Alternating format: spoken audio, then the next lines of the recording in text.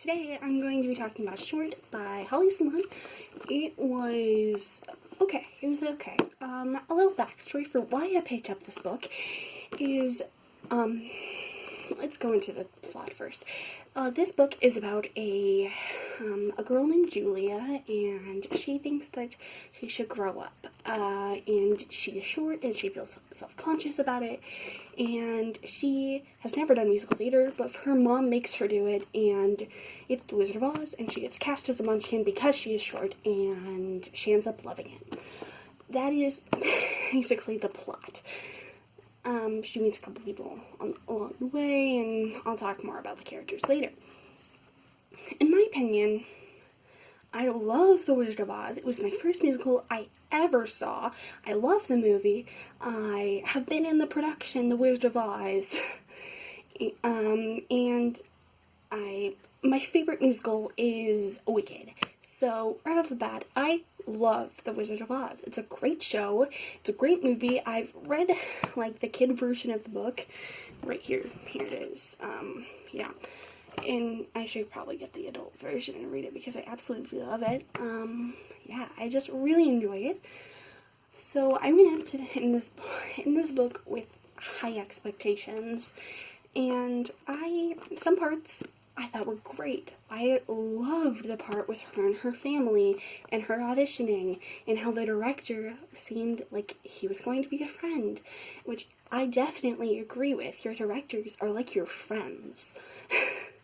Not in a weird way. When you hang out with your director, during the show and you end up talking to them and you learn about them, they are nice people that you talk to. So I definitely liked that part. I liked that part about how she made friends with these three adults with dwarfism, and Olive was her best friend, and yeah, I liked that. It's the musical theater aspect. Some of the parts I was wondering if this writer, one, talked to someone who has ever done musical theater, or two, did musical theater herself, which I don't think she did. Some parts in this book, it just took me out of the story because I know that's not how musical theater works. So much so that I went back and looked into it and, tried to find out what was going on. Because that's not how musical theater works. One thing was that they had costume designers that were going to make the costumes, but Mrs. Chang, which is a neighbor that she met in this book, ended up making Julia's mom just decided to not follow the director's what the director said, and decided that she was going to make her Mrs. Chang was going to make her own costume for Julia, and she was rewarded for it, and it was you're taking initiative, and even got a bigger part because of it, and got to be the lead Munchkin. And no, that's not how that works, at least for me. It's never been like that. If someone has costume designers that are making their costumes, they might ask you to bring a white blouse or bring some black shoes, but they will never ask you, if you come in with a made costume, you could ask them, hey, but if you just come in and be like, this is my costume, you can't do anything about it, they're going to say, we already have costume designers, I'm sorry, but we already have a costume for you. So, if you do that, you're wasting their time. They're not going to reward you. They're just going to say, hey, you don't need that. Sometimes they do have you have your own costume, but if there are costume designers there doing the costumes, they won't do that. At least in my experiences. Maybe other people have had other experiences. I don't know. For me, it's not been like that. Mrs. Chang gets to be a flying monkey and being up in the air. In my production of The Wizard of Oz, we did not put people up in the air, but I don't remember if they did. And I'm not saying that they don't. I'm pretty sure they do. They probably do. but in my production they didn't, so I don't know how that stuff works, and I've never done anything with that for musical theater, but in my opinion, I don't think they would let an 85-year-old woman, or I think it said that she was in her 80s, go up in the air and be a flying monkey. I don't think that people would allow that, and if that was seen, I don't think people would like that very much, so, like, just little things that took me out of the story because I love musical theater so much. Maybe people would do that. I don't know. I just know from my experiences, I know everyone has different experiences with musical theater, or with whatever people do. One part, I liked the vibe of it, and I like the part where, in the performance, the Munchkin scene goes badly, which sometimes does happen. Sometimes there is a scene that just does not work, and you can't do anything about it. You just go on with the show, and most of the time, people forget about it. And if they don't, no one cares. No one cares. Like, if your voice cracks during a song, no one cares. They're just there to have entertainment, and as long as the whole entire show isn't like that, even if it was, I don't think people would care very much. And I think Julia is a little like, what? This is embarrassing. And they tried to act like she had a big character development, which in my opinion she was a better person at the beginning of the book than she was at the end of the book. It never really shows because at first she was just a kid, and then in the middle she decided that she needed to be more adult, and then she wanted to, like, take initiative, which those are great things, but doing that is not bossing around little kids.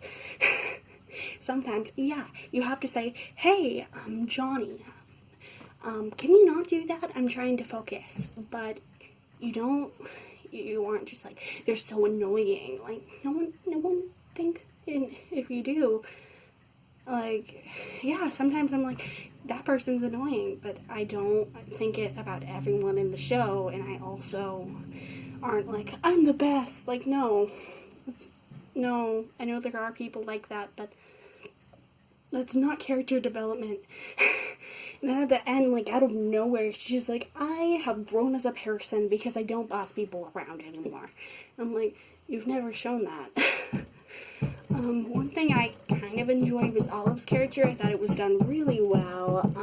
I think that people, who have dwarfism, or who have special needs, or some medical things that are different, I don't know the, like,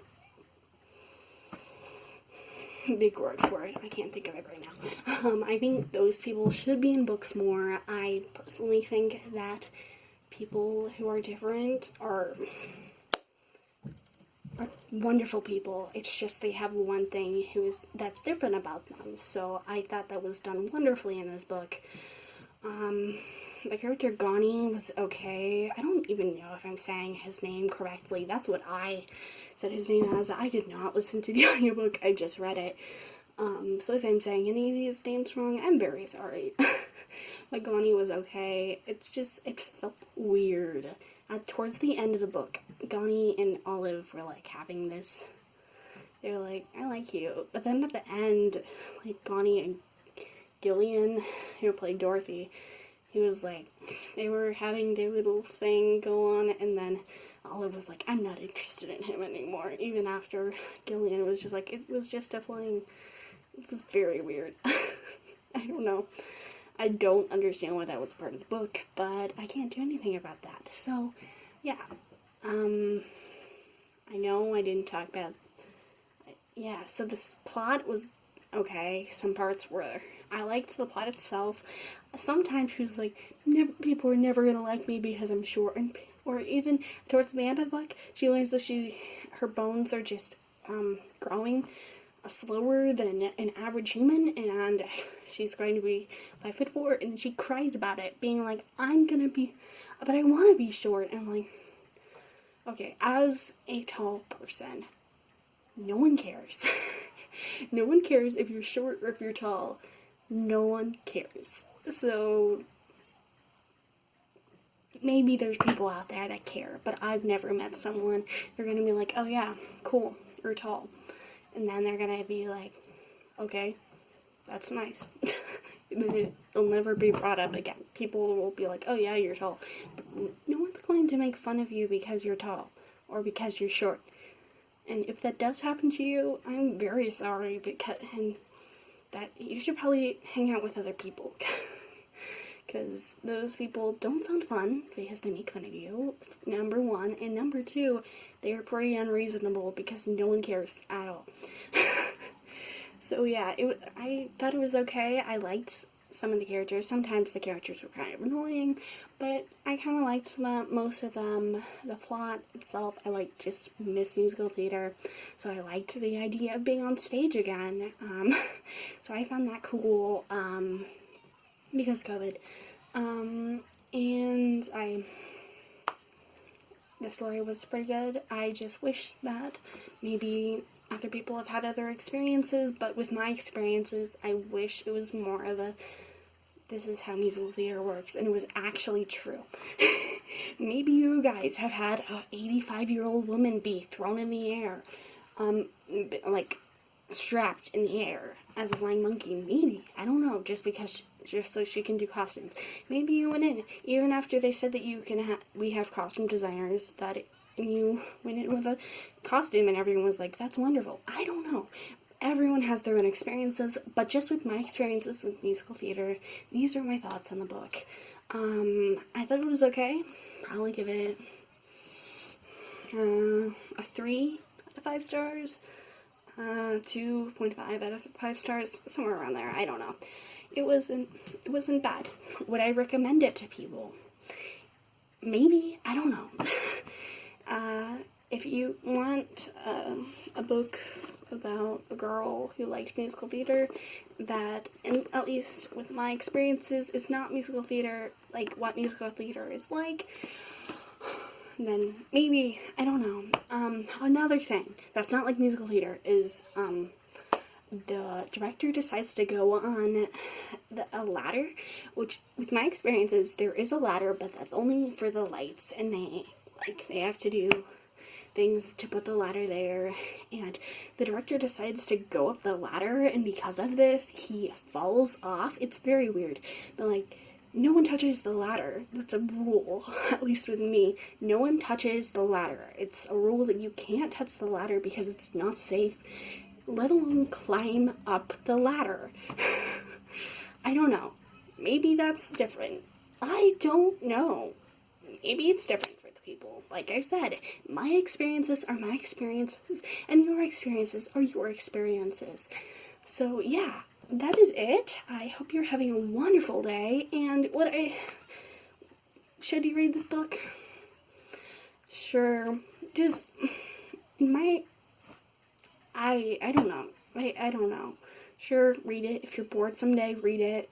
Some parts you'll be like, if you do musical theater, at least for me, I was like, no, that's not how things work, and I even called some of my friends that do musical theater, and they're like, no, that's not how things work, but I don't know, maybe it is for someone. That is it. I hope you are having a wonderful day, and go read something. Feels so good. I've been going through a reading slump lately, and I just got out of it, so I read 3 books, and, right now I'm going to get Blood of Olympus from the library, and I'm trying to finish, another book soon. I don't know when I'm going to finish it, though. So, yeah, I will see you guys next time, and have a wonderful day, and stay safe, and, yeah, just be nice to people. Bye.